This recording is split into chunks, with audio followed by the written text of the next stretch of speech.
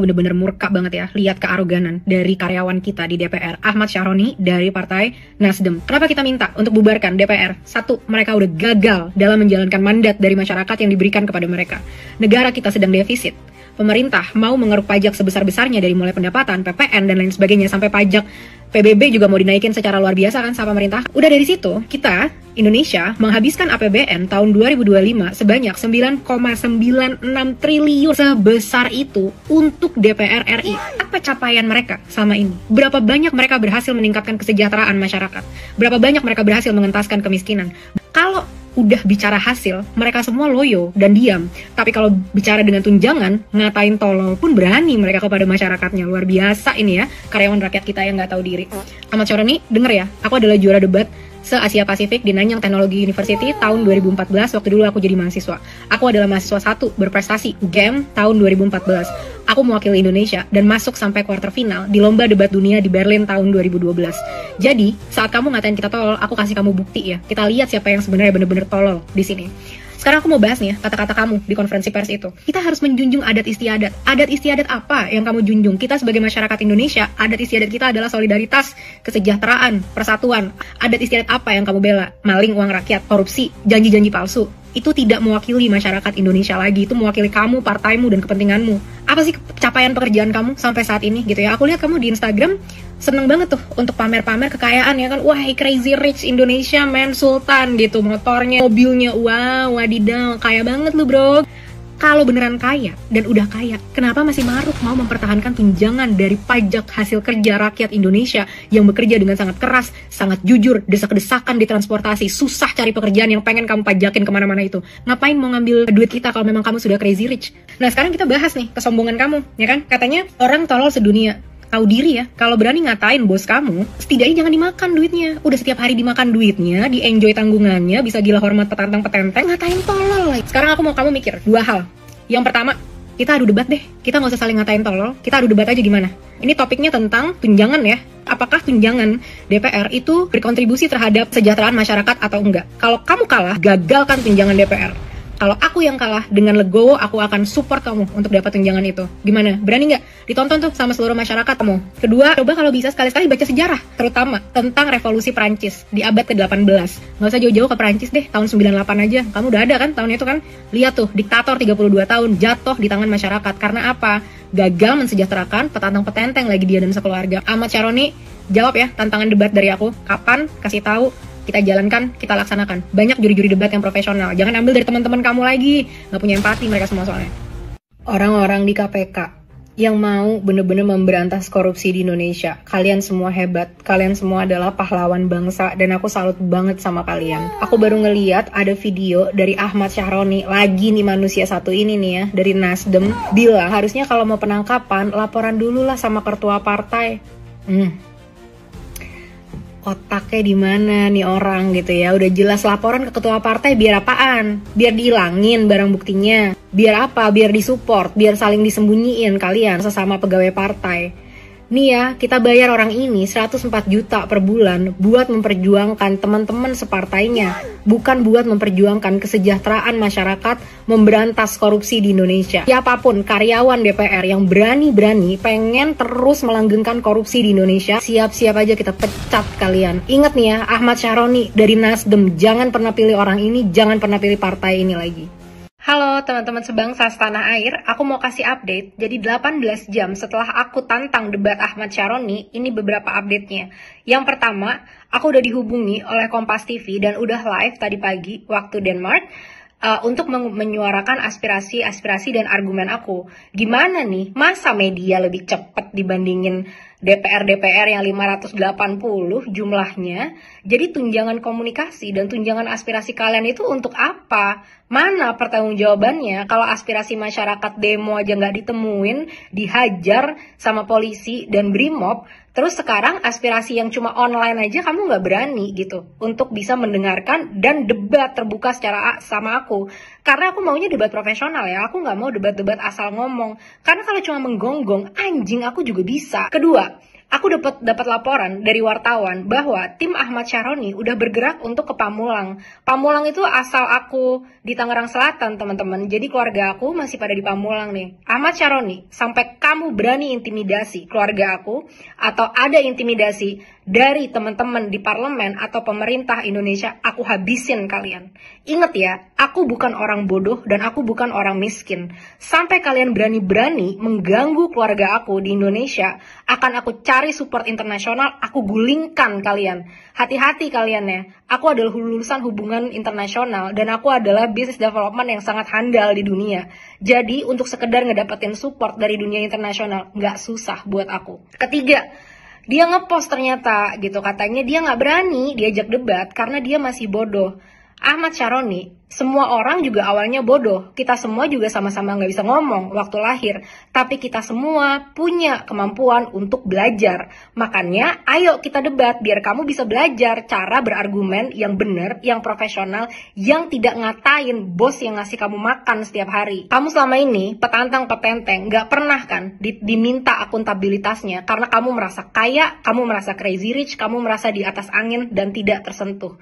Tapi kali ini kamu berhadapan dengan aku. Setiap hari akan aku tuntut akuntabilitas kamu untuk datang dan debat secara profesional sama aku. Kita buktikan siapa yang sebenarnya tolol di antara kita. Kamu yang makan duit rakyat dan ngatain rakyatnya tolol atau aku. Aku terbuka, mungkin aja aku yang tolol. Dan aku udah bilang, kalau memang aku yang tolol, dengan legowo akan aku support kamu Ahmad Syaroni. Jangan komunikasi, cuma dibuat untuk posting-posting Instagram yang gak jelas gitu. 15 juta cuma buat kayak gitu, posting Instagram. Itu kan gratis semuanya teman-teman. Cuma sampai situ, ini bener-bener investasi bodong yang kita lakukan untuk ngebayar gaji dia. Pecat Ahmad Syaroni. Ternyata foto aku udah masuk nih ke feednya Ahmad Syaroni. Ahmad Syaroni punya duit sebanyak itu, bisa beli Cybertruck, bisa beli beberapa motor mewah, ketua Harley Davidson kalau nggak salah katanya di Indonesia. Uang sebanyak itu nggak bisa membeli kamu keberanian, nggak bisa membeli kamu nyali, nggak bisa membeli kamu akuntabilitas untuk bertanggung jawab sama perkataan kamu. Jadi ternyata kamu diundang, nggak berani datang, tapi nontonin gitu ya. Fans berat ternyata sama aku ya. Nggak apa-apa, bagus. Semoga keberadaan aku bisa mengajari kamu cara berargumen yang baik. Dengan data, dengan logika, dan dengan empati terhadap penderitaan yang dirasakan masyarakat. Apakah uang kamu yang sebanyak itu nggak mampu membeli kamu empati? Teman-teman, lihat nih ya, uang itu bukan segalanya. Orang yang uangnya udah nggak ada serinya, yang petantang petenteng, pamer kekayaan di tengah kemiskinan masyarakat, dan mati empatinya, ternyata nggak bisa membeli dia keberanian untuk bertanggung jawab sama kata-katanya sendiri loh. Yang aku tanya kan kata-katanya dia. Terus kedua nih ya, dia nanya nih, ngepost foto aku gitu kan, di feednya. Bagus, sembah kalau bisa foto aku. Lagi lomba debat di Denmark. Aduh, apa nggak bisa baca? Prestasi debat aku itu udah 10 tahun yang lalu. Aku nggak sedang lomba debat di Denmark. Aku sedang kerja, saat ini aku adalah strategy manager di perusahaan paling sustainable di dunia, namanya Vestas. Apa yang aku dilakukan di sana? Aku adalah ahli strategi untuk membantu perusahaan agar bisa memprioritaskan kebijakan-kebijakan yang terbaik untuk bisnis. Perusahaan aku terbesar di marketnya di dunia dan paling profitable di dunia. Itu yang aku lakukan di Denmark. Apa yang kamu lakukan di rumah mewahmu? Komisi 3 DPR itu membawahi HAM, hukum, dan keamanan. Jadi polisi, perangkat hukum, dan juga Badan Intelijen Negara adalah bagian dari komisi ini. Ahmad Syaroni ini adalah wakil ketua dari Komisi 3. Bayangkan, dia bertanggung jawab tentang keamanan masyarakat Indonesia. Setelah aku menyampaikan kritik, kan dia bilang, kalau mengkritik itu harus ada etika. Oke, aku laksanakan. Aku mengkritik, menantang dia secara jantan ya, untuk bisa debat langsung secara profesional dengan aku. Apa jawabannya? Ane masih bodoh, Ane mau bertapa dulu. Kalau memang kamu merasa bodoh, terus apa gunanya kamu berpendidikan tinggi sampai dapat gelar Dr. Andes? Dan kalau kamu masih merasa bodoh, mundur dari jabatanmu. Masa udah bodoh, terus udah juga gitu, masih nggak tahu malu juga, diborong semua ini moral-moral busuknya. Kedua, pernah mikir nggak, gimana caranya aku tahu kalau ajudan kamu itu on the way ke Pamulang? Setelah aku bikin reels yang bilang, kalau awas kamu berani mengintimidasi keluarga aku, dia ngepost kayak gini nih. postnya, katanya mau main. Emang rumah aku tempat karaoke atau tempat spa? Mau gitu mau welcome kamu untuk main ke sana. Ahmad Syaroni, denger ya, yang ada di rumah aku itu ada 1 anak yatim piatu dan 5 anak yatim, di mana kakakku baru meninggal 1,5 tahun yang lalu, dan juga 1 lansia. Ini yang mau kamu datengin dan mau kamu intimidasi karena perbuatan aku. Kenapa sih susah-susah? Datang aja debat, jantan gitu loh. Berani bertanggung jawab sama kata-kata kamu sendiri. Dan teman-teman, pertanyaan terbesar, dari mana dia tahu alamat rumahku? Kok bisa tahu alamat rumahku? Informasi apa yang dia punya? Siapa yang dia gerakkan untuk bisa cari KTP aku di Indonesia? Ahmad Syaroni, kamu membawahi hukum. Kamu harusnya tahu ada undang-undang perlindungan data, di mana tidak bisa pemerintah itu seenak-enaknya mau masuk dan cari data seorang individu. Yang kedua, orang datang nggak diundang, itu adalah perbuatan intimidasi. Ada di KUHP, pasal 67. Ada, aku mengundang kamu untuk datang ke rumah. Begini nih perlakuan wakil ketua dari Komite 3 yang membawahi hukum, HAM, dan keamanan negara. Ahmad Syaroni, kamu udah nggak tahu malu, nggak punya empati, kejantanan pun harus diajarkan oleh seorang perempuan. Aku biasa ya, lomba debat secara profesional sampai kemana-mana. Biasa berkarir secara profesional dan kredibel di berbagai macam negara di dunia. Baru pernah aku menghadapi orang yang tingkah lakunya seperti orang lagi putus cinta. Diajak debat, nggak mau. Abis itu akun aku diblok, ya kan? Udah kayak orang lagi putus cinta, akun aku diblok. Marah, ngambek.